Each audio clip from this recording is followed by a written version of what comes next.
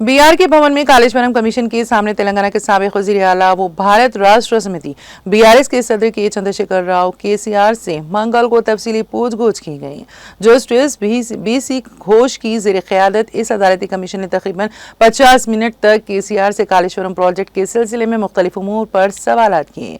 केसीआर को कमीशन के 115वें गवाह के तौर पर तलब किया गया था।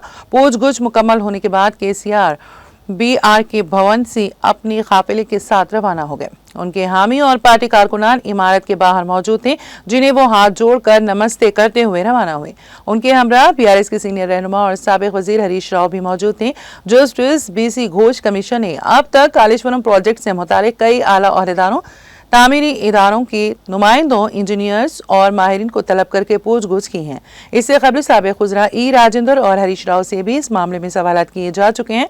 वाज़ेह है कि कालेश्वरम प्रोजेक्ट के तहत तामीर करदा मेडिगड्डा, अनारम और सुंदेला ब्रिजेस में दरारी और पानी के अखराज जैसे संगीन मसाइल मंजर आम पर आने के बाद गुज़िश्ता साल मार्च में रियासती हुकूमत ने सुप्रीम कोर्ट के साबिक जज जस्टिस पीसी घोष की क़यादत में अदालती इंक्वायरी कमीशन कायम किया था।